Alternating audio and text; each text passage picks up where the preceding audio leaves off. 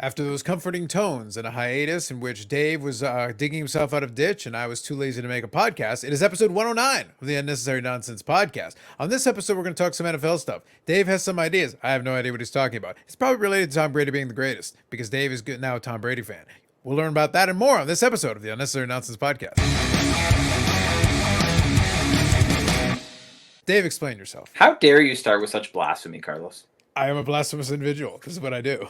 Oh, my goodness. No, I do not think any more of Tom Brady than I did yesterday or the day before that or the day before that or pretty much ever. Well, this comes as a shock to me. This is a 180-degree reversal from before I hit the go live button, where you're just like, Tuck listen, rule I have be denounced the Saints. They are trash. They are dead to me, like PK Subban. This it's all Tom Brady all the time. It's all Tampa Bay all the time. None of And you this know happened. what? Jenny McCarthy is the best actress in history. Oh gosh, okay, I love Jenny McCarthy. Carlos, that is a bridge too far. There is no bridge too far, me. I am Carlos. This is what I do. All right, what do you got? All right. So you ready? I have several stories that you will enjoy. Go ahead. All related to autographs. Okay. Okay. And I'm still wondering why, when you send something with a return envelope, why they don't, if they're not going to sign it, why don't they just send it back to you? But anyway, Hashtag effort. I would like to show you the first one. Remember I said there was one that I bought and I had to call the place and it was going back and forth and they said they messaged it. Anyway, and I called them a second time. Mm-hmm. It has finally arrived. And I want before I show you which one it is and the one that I had to go back and forth with, I arrived there May 12th and I got it the week of August 20, whatever. Okay. I would like you, I don't know if you can see the postmark, Carlos? All right, hold on. Probably I can if I make it bigger. So I see August and I see Above August. Okay, 1 second. I'm looking here. Tampa, Florida. Yeah. Tampa Bay, Carlos. Well, that's why you need to start being nice to Tampa. If you would just listen, if you would denounce your false god that you go to the church to go to and take your real God, your Lord and Savior, Thomas, whatever middle name Brady, worship him, and perhaps you'll get your shit on time. Okay, so you got the Hogan one. Nice. All right, with the official little seal in the back. Is the image like of the one where he tears his shirt? Yeah. That's like the official image. That it's funny because that's like the picture they use in a million things, including on the NES video game. Yes. Yeah, because they really like using that shirt. Believe it or not, it matches the Hogan wrestling figure. It's the same shirt that he's wearing in this. No, for sure. Yeah, for sure. Which I didn't know at the time, but anyway. So then I got one for free. And this is the misspelling of my name makes this even better. David. I would have loved it if it had been misspelled, but it had been like Daryl. Yeah, but because it's Iron Sheik, I feel that the misspelling just adds to it. Now it was Davaid? Yes. Okay, gotcha. But I mean, the man's like 80, and has arthritis, and has done a lot of coke, so I'll take it. Well, those are it's just a couple of extra letters. I don't see what the issue is. I think that seems valid. All right, and the next one, this one I also paid for, but Stone Cold Steve Austin. Okay. Yeah. Which who signed it in pencil? Interestingly enough, it's the first autograph I ever have signed in pencil. Now, is this from the same? Is this from the same shop? No. So the Hogan one is from Hogan's Beat Shop. So you have to get his. You have to go through his shop. Okay, that one. Okay. And then the company that did the Stone Cold signing is called High Spots Auction. I have a couple other things that I've sent for them as well. Okay. But they did it. The mail-ins went through American Icon Autographs in San Diego, and I sent it to them. Now, the interesting thing about that, it came back pretty quickly. It was signed like the beginning of August, but I got a duty on it. So I get this notice in the mail. It's like you have something to pick up at the post office, but you have $24.95 of duty. So I'm pretty sure that's what it was. I'm pretty sure it's a Stone Cold thing. I'm like, oh man, that's a lot of money for the duty. I don't really guess it's a piece of paper, but whatever. So I go and pick it up, and as you do with the Canadian government, I'm breaking down the fees, right? Yeah. So the things was it was GST. That's what I didn't get duty. I didn't get custom. I got charged GST on it based on what they valued at in Canadian dollars. Okay, fine. I can live with that. But the GST was only like $10, $13, something like that. I don't know. It wasn't that much. It was like $10. Okay. But I'm like, so where does the other like 14 whatever come from? Literally, it's like processing fee. Basically, yeah. I'm like, seriously, Canadian government? You charge me like another $10 basically for the privilege of paying GST. Dude, for the privilege. You said it yourself. Like, frankly, they should have charged you at least $100 for the privilege. I'm like, this is almost as bad as liquor markup tax. Soon. You'll see the next time you send it. If you do not charge me, like, there's no duty, there's no GST. If you do not denounce your way soon, if you do not denounce your way soon, Dave, what's going to happen is the Lord of Tampa Bay is going to come over and be like, we need to fix this. They're going to pick up the phone. He's going to make one phone call. And the next time you get a paycheck, 25% of it's going to be gone. And it's like, where did this money go? He's like, liquor markup tax. On my paycheck? It's like, we're taking it straight out. I wouldn't be surprised. Straight out. I wouldn't be surprised. And then I have another autograph story that's funny enough that I don't even know how this happened, right? So I've ordered a couple other things. There's one thing I'm having some issues with stuff coming. But I got the envelope in the mail because Megan picked up the mail this week, and it says photograph, do not bend. And I'm like, okay, sweet, this is great. And I look at it, and I look at the address, and I'm like, I'm pretty sure that's Paul Martin's office address in Montreal because I had mailed something, and on this program, I'm pretty sure, maybe not, but I definitely showed it to you before or after one of the podcasts. Yeah. I got an autograph of Paul Martin, the picture, right? Okay. Because I wrote a letter, and that was back in like September of last year, like a year ago. Okay, so this week, I get the same picture with an autograph 2 days, exactly the same picture, same signature. I'm like, why is Paul Martin sending me another autograph a year after the fact? It would have been your story would have been better if it had been signed to Devade. It might have been actually. It's quite possible that it was, and if that's my name on the program now, as I see down there, that's cool. It might have been. I didn't look at it that close because I'm like, literally another one. So I'm like, I'm going to try and sell this. I don't know what you're suggesting. I didn't change anything. So, all right. So anyway, those are my stories, Carlos, which I thought you would enjoy. I think that's fair. I forget. Did you ever end up getting a Bret Hart one? Like so with all the yes, because I saw he's at the Expo. Sport Card Expo. Yeah. He's the only announced guest so far. But yeah, Bret Hart was Kane was the first one, and Bret Hart was I'll bring it. Let's see, where are you, Bret Hart? Bret Hart was there we go. The second one. Right. Yeah. Okay. That's what I thought so. I just want to double check because it was interesting to me that so they got that because I was thinking about it because right now as part of the stuff that I'm it's still wild. It's one of those things where it's going to sneak up on you. We're going to see what happens. There's a summit show next week in Calgary and that one has been postponed. They're concerned about some COVID stuff, but also the province kind of did a lame job with their restrictions on it, and it's understandable. And apparently the organizer also was having some personal issues. Actually, it was funny. He basically admitted that, which good for him. He actually laid it out. He said, number one, some issues with the spiking and the COVID things. We're kind of concerned about that. And then number two, honestly, apparently he was having some mental health issues, and he goes, I just can't do it. And I was like, okay, fair enough. A week out, that was kind of surprising that that was a big admission. He basically just laid it out. He said, like, look, this is what it is. My hope is to set it up and do it later on. We'll postpone it and we'll try to do it later, and then see what happens with that. As far as I know, the expo is still all full steam ahead. That is the intention, the expectation.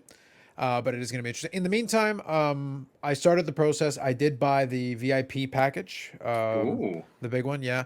Now I'm going to see what again, I'm working off the assumption they're going to have it. So assuming they do, we'll see what happens there. I do get $80 off an autograph. I don't know what I'm going to do yet. I joked about it on the live stream on Friday where I said, oh, would you think you'd get the Bret Hart one? I go, I would, but I enjoyed Bret Hart's work. I just don't know if I would use my credit on that. And also, like I said, for Bret Hart's accomplishments, he does whine a lot. So it's one of those things where it's like, it's okay. And for the same amount of money, I could just get an autograph card minus the whining. This is true. Yeah, it's like being in the presence of Bret Hart is not worth any extra money to me than the card itself. That experience doesn't really add any value add to me. There would be other wrestlers that I would probably put first. I got to see what they have in mind as far as a lineup is concerned. Yeah. But I'm interested, and we'll see. I haven't booked any hotel or anything. I just got to see what it looks like. I don't know. We're gonna have to see but it's like 2 months out, so we'll have to see what happens. Doesn't feel like that far in the future, but time moves. Especially this next month is going to be pretty quick with the stuff I have to do. Then before I know it, it'll be October, and it's like, oh. Yeah, right? Yeah, it'll be a month out, and what the heck? Okay. The big decision, the important one, and it'll kind of play into the subject of tonight, is going to be like, So do I subscribe to the Zone now, or do I wait until a couple of weeks in? Decisions. I probably will because I do like the what's it called, Red Zone. I do like having the Red Zone option sometimes when it's in the middle, because I'll usually put the Packer game on, but then I can roll into Red Zone if it's just like, yeah, show me whatever's going on. It's nice with the Zone. You can do that too. They carry the Red Zone. Yeah, but I did joke with them, and I said to them that the only thing, for the most part, I've kind of enjoyed. I kind of enjoyed the current state of how I do a lot of my sports watching. I'm not watching a lot of games, although I did watch the Thursday game. I watched that basically the whole way through because football is easier for me. It's a little easier for me to sit down and just watch it all the way through. Especially if it's an interesting matchup or it's like, all right, I'm kind of curious what happens here. I can do some stuff in the meantime. It's fine. And I have it on my screen. But the one that's going to be interesting for me, and I was saying that the only thing I kind of miss a little bit, I really don't care about a lot of the stuff, to be honest. But it'd be one of those things where I would love to go into the sports bar and just watch a Sunday slate of games. Well, yeah, it's because I said to Megan, the other day, I was like, she's like, when does the Saints play? And I'm like, they play, it's like 4:30 Sunday. They're playing the Packers. I was like, there was a time when Carlos and I would be going to a bar for that game. Yep. Probably a Boston pizza. And it's like, what are you ordering? Same thing as always. Yeah, exactly. You got any free glasses?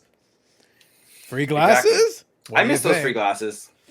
Well, there was the free swag was. I was explaining that story to somebody. It's like, dude, it was all about the free swag. Oh, it's not like the Boston pizza food is that great. Like the atmosphere's fine, but it's like, no, free shit. Give us free shit. Exactly. And then beer specials, free shit, and like a decent atmosphere and multiple games on television. Yeah, I'll be honest. What I would do probably if it was going to be now, I'd probably go to the Pump. Because I got some TVs and stuff, and the atmosphere is actually pretty decent. Pump's good. Pump's good. Yeah, I think, and for me, it's easy because it's close proximity. # sponsor us, Pump. Yeah, listen, I'm up for it. But I think that one makes sense. So what I'll suggest and propose is when we get to a better state, because there's two things that I'm kind of sitting back waiting on. Again, we got to get to a state where it makes sense and where it works. The first one is, I'd like to go and check out a couple of football games at one of these things, like the Pump or one of those similar type of things. That'd be good. And then the other one is I owe the properly spelled Dave, the other one. It's like we got to have a pint sometime, and we're a couple of years in on that receipt, but we'll get to it when we get to it. Yeah, it's exactly. Just what it is. So it'll be his job to stay alive until then. Not my I can't fix it for him. It's possible. He could do it. Yeah, he's got to do. Yeah, we got to do it on his own. Like it's one of those things. Like we'll see it. It'll be fun. I'd invite Ogilvy, but he's been dead for years, and we'll mourn him as we usually do. As you should. Absolutely. I remember the day he died, and yet he continues to roam the earth, aimlessly wandering a lost soul. It's kind of sad. Yeah, but anyway, indeed. On to happier topics. What other football-related matters do you want? So I basically, since obviously we're doing the shorter version of the podcast for the foreseeable future, and I will, just for the record, I won't do it this week because I'm tired. I did want to do one on the All Out. Yeah, because the pay-per-view was phenomenal. It was very good. And some of the stuff since has been very interesting. I just got to find the energy myself. Rampage was not that great last night. I don't know. But I think here's really quick. We'll come back to the football for the majority of the time that we've got left here. But let me quickly touch on something. Okay. I think it's going to be a mixed bag as far as the shows are concerned, and that's something that I think Tony Khan and those guys need to be cognizant of. They're spoiled for choice now with talent.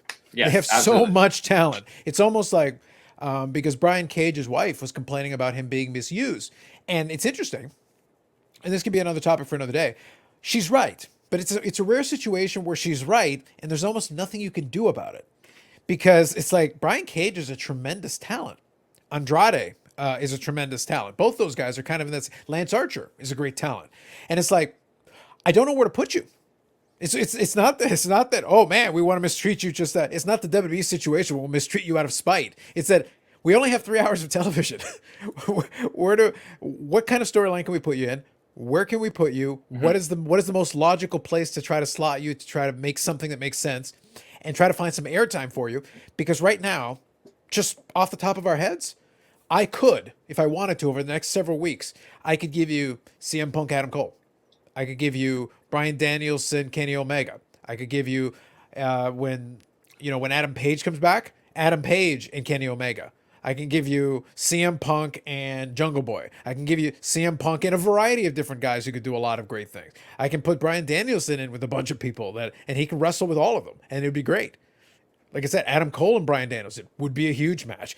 All of these are main event quality matches with about 3 or 4 guys.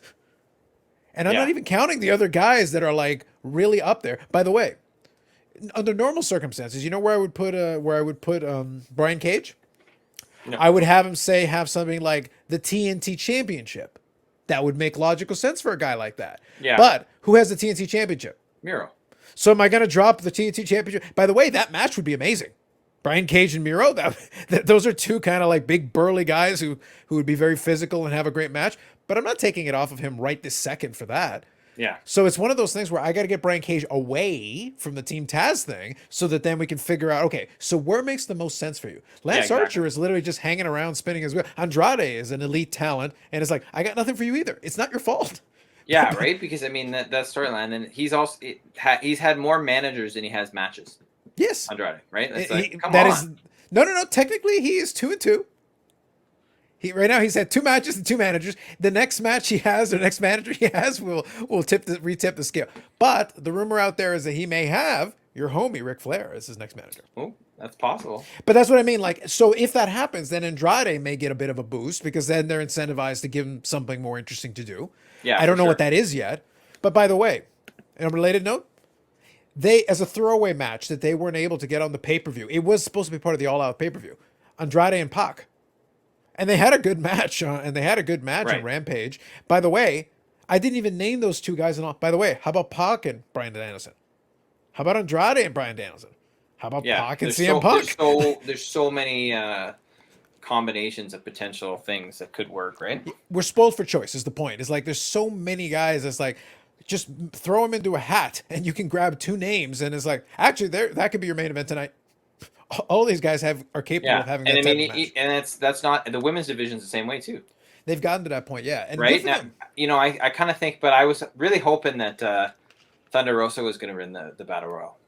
I think it makes more sense though to have Ruby Soho have her moment right now because she's not going to win. It's one of those things where like her job right now, it's just establishing her as a player, and that means you got another one who's right up there at the top of that main event, right at the top of that women's division.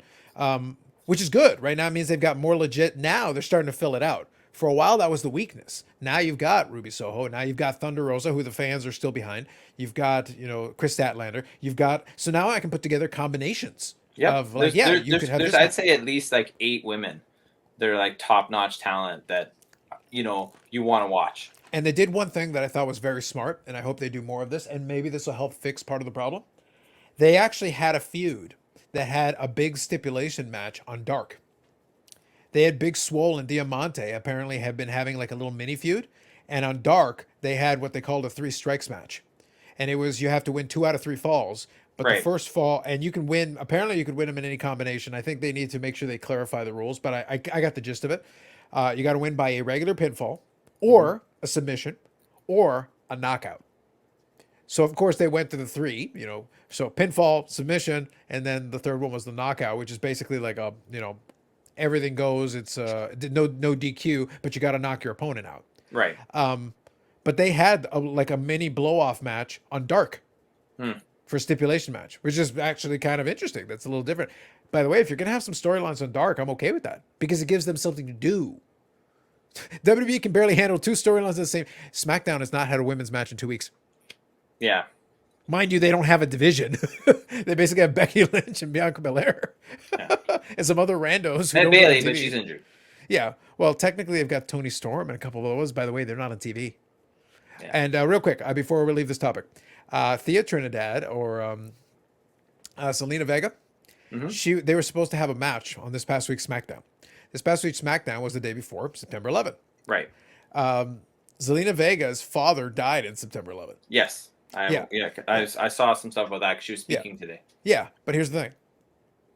You cut her match from the show where you did like 1 million September 11th tributes. Brutal. And they haven't had a women's match in 2 weeks. And that's what you cut for time. You cut the one women's match you would have had in 2 weeks. But we had time for a bunch of other shit that no one cares about. Woo! WWE. Brutal. Yeah. All right, NFL, go. All right, Carlos. So we got 10 minutes roughly to talk some NFL. Yeah, that's what and I'm my saying. thinking was thinking that basically, what sort of do you see standing out for you for this season? So I'll go first because mine's kind of there. And the thing that I'm watching for is all the new starting QBs that are in the league, right? There are a ton of them, not necessarily rookies, but people with new teams. So here's a couple I'll just put down thing, right? So you've got Trevor Lawrence with the Jacksonville Jaguars, right? Should be interesting. You've got Zach Wilson with the New York Jets, right? Ryan Fitzpatrick, Fitzmagic, the beard, is in with the Washington football team. Who's nearing 35,000 passing yards, by the way. Wow. In his first game, he'll get 35,000 passing yards. That's awesome. And hilarious. Greatest backup quarterback ever. Yeah, exactly. You've got Matt. I wanted to throw that out there. I knew that stat would blow your mind. It is actually crazy. But good for him. You got Matt Stafford, which I think is probably the most intriguing one for me. Matt Stafford with the Los Angeles Rams. Sure. Right? Because he's put up insane numbers in Detroit, but never won anything because it's Detroit. Or come close to winning anything because it's Detroit. So it'll be interesting to see. He's got a stacked offense and a stacked defense. So if he can't get it done there, then there. This is really a career defining move, I think, and defining the narrative of who Matt Stafford is by going to the Rams, the NFC. Yep. And as long as, and then the flip side of that is Jared Goff going to Detroit, right? And will that black hole just kind of open up and suck him in? Sam Darnold with the Carolina Panthers. Right? For selfish reasons, that might be the one that intrigues me. Please continue. Of course. The Young Go King with New Orleans. Right? He has been anointed the starter. We'll see. He had a decent preseason. I'm not convinced this team. I'm convinced this team is either one win over 500 or one win under 500. That's where I think they're going to be, but we'll see. You've got Carson Wentz with the Indianapolis Colts. So we'll see. He is going to play, on Sunday. Trey Lance with the 49ers. We'll see how long it is before he gets in. I'm pretty sure they've said Garoppolo is going to start tomorrow or this week, but that's one of those that if he kind of falters at all, then you've got Trey Lance coming in, right? Mac Jones with the New England Patriots, right? They cut Cam, which would be interesting. They said it has nothing to do with his vaccination status, but we'll see. I think that's a big part of it. And also, in all honesty, I would have cut him for the silly ass hat he wore after. Well, yeah. If I was Bill Belichick, I would have called him. That was the one with the hole in the middle and stuff coming. Yeah. That's his hair. Yes. I would have been, if I was Bill Belichick, I would have called him and go, listen, by the way, I know I cut you. Yeah, I'm bringing you back. Oh, great. I'm cutting you again. That silly ass hat. I need to cut you a second time to really make sure you get this. That'd be amazing. Goddamn, son. And then Chicago Bears, what's Andy Dalton's with Chicago right now? Yes, I think so. Right. We'll see there with that. I don't expect anything good happening there. No. But you never know. Right? So far we have, is Tom Brady going to get any worse? Hopefully he will. But, people will still say he's amazing and the best quarterback in the NFL. Well, mostly I blame the Dallas Cowboys for that. They definitely could have won that game. Yeah, definitely could have won. There's so much definitely could have won, and and then they don't. There's I don't know. It's almost like it's rigged, like the CFL. Well, listen, a few things are quite as rigged as the CFL. Listen, you know how rigged the CFL is? I need to include the Justice for Young Go King title. You know how rigged the CFL is? They're so rigged that it's like, as much as I enjoy making fun of them, I literally I have successfully managed to train my brain to delete the CFL. I literally keep being surprised every time I go to TSN and I see CFLs. So I'm like, wait, they're playing games? Oh yeah. I literally will see the commercials and then my brain will, I literally do like the neuralizer from Men in Black to myself. And then as soon as I open up the PSN browser, I see a score. And I'm like, wait, what? They play games? Oh, right. Oh, right. Amazing. Everything else, like, no, I'm on top of it. I got it. And they're like, wait, CFL, what week are they in? What's going on? Yeah. So it's kind of nuts in that regard, but those are what may be listed about half the league there. That's either got. I was about to say yes. You listed off a ton. A new QB or someone who's an established QB but is in a new place. So I think there's a lot of intrigue there and a lot to watch there. And we'll see what happens. I thoroughly expect the Green Bay Packers to beat the Saints tomorrow. I'm letting you know that now, Carlos. And Yeah, and then even then, I find your lack of confidence in the young Go King disturbing. well, we'll see. I don't know though. And then what do you know? He'll probably throw 5 touchdowns and 10 interceptions tomorrow. Oh, that's blasphemy. Listen, 77-0 Saints. Yeah, right. Just 11 touchdowns by James. Because he really needs to emphasize this. It's like, if I had been in Tampa Bay, we would have been undefeated. Yeah. Because Brady ain't on my level. Because I have LASIK now. Dude, that would be like that's the dream. That would be wow. That's all I need. I just need James to become the true GOAT. I need the young GOAT King to become the actual GOAT with a capital G. And all of a sudden it's like, you traded the GOAT for Tom Brady? You idiots! Yeah, that would be nice. So that's what stands out to me. And obviously, of all those names that I mentioned, I think the most intriguing thing to me is this, as I said, is Stafford in Los Angeles, and then obviously, I can't remember his name now. Trevor Lawrence in as for the rookie class, I think Trevor Lawrence in Jacksonville is the one that intrigues me most on that end. So in 4 minutes or less, Carlos, what are you looking towards for the NFL? What's standing out for you as we head into the NFL season? Well, thanks for leaving a plethora of time. No problem. So basically, out of the list you have, Carson Wentz is the one that interested me because this is basically his last real shot. Because everything in his career has been riding on that run he had in the Super Bowl year where he was on an MVP pace and then got hurt. And his career has been, I keep getting hurt at the most inopportune times where it looks like, okay, he's about to take that next step, that leap, because he had one playoff run where he basically willed the team into the playoffs and he got hurt in his first playoff game there. Where it was like, once again, like the opportunity, the moment was there. You were about to seize it and then disaster strikes. That's been his MO for his career. So particular one is of interest to me. The other thing that's of interest to me is, does Cleveland take the leap to the next level? Because I hope so, because I have Jarvis Landry and Odell Beckham Jr. on my fantasy team. So. Well, they have a ton of talent. Like, they have a ton of talent. So, like, if Cleveland is ever going to be... Now, they're getting Kansas City right out of the block. It's going to be a great test. That's a great test for them right out of the gate. But the way that the division shapes up, it's quite possible that they win that division. No, I'm not worried about whether they win the division or not. What I'm referring to is I basically want to see what some of these teams do against legit opponents. Fair enough. So Cleveland playing like a real opponent right out of the blocks in week 1 is like, well, show me something. Show me what you can do because Kansas City should be ready. They lost their last game where they were depleted and everything happened. But Kansas City should be sitting there like, we should have won another Super Bowl. In the back of their minds, it should be like, not only should we have won another Super Bowl, we probably should have been to 3 straight Super Bowls. That should be the mentality because legitimately you could make the argument that they should have been to 3 straight Super Bowls and then won at least 2 of them. So, because the opportunity was there. That's how talented those teams have been. Mm-hmm. That's not going to keep going forever. That window doesn't stay open indefinitely, even with a great quarterback. But it's one of those things like take advantage of it. And they're still well stocked to bear. They can still do a lot. So that's a major thing that I'm thinking about. The other thing I'm thinking about is I want to see what some of these I'm not so worried about all these quarterbacks, but the other one I'm identifying that I want to see is I want to watch New England with great fascination. Yeah. Speaking of young Go King, nothing would make me greater. It's like, please, if not Jameis, give me Mac Jones. I need Bill Belichick to go like, it was me all along. It's like Tom Brady. It's like Tom Brady just needed to go to a cheat code. Give me all the talent we have to overcome my deficiencies. And then Mac Jones is like, all right, ding, ding, ding, ding, ding. We're in the playoffs. Ding, ding, ding. Multiple playoff round. Ding, ding, ding. AFC Championship. It's like, how are they doing this? I didn't need Tom Brady. I just needed adequacy. It's like, what happened to Cam? It's like, well, Cam Newton wasn't adequacy. Did you see that? Well, I cut him twice because of the hat. If you watched the Patriots last year, they were far from adequate. But that's why I'm like crossing my fingers like, oh, please, Mac Jones. Please, please, please be decent. All I need you to do is be decent. I want Bill Belichick to find a way to make this a playoff team, and I want them to win a couple of rounds, and all the people and the Skip Bayless of the world are like,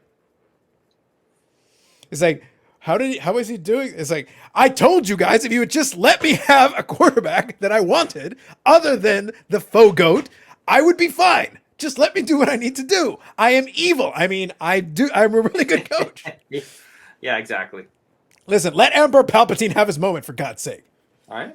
Let's That's see. what I'm saying. So so the Carson Wentz thing is going to be fascinating to me. The Sam Darnold for selfish reasons, Of course. and the New England Patriots thing is legitimately interesting to me because I do think Bill Belichick is the best coach. I do think his preparation is second to none. I do believe if he can get those components in place, I wouldn't be shocked if he could rebuild a winning program.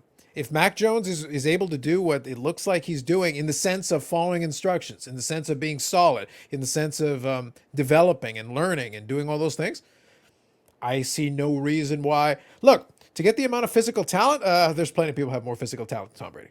That part's not a problem. We can find plenty of guys that can do that. For sure. Can you execute at that level? That's the difficult part. Do you have the intangibles to have the ferocity and willingness and competitiveness to Absolutely. do that?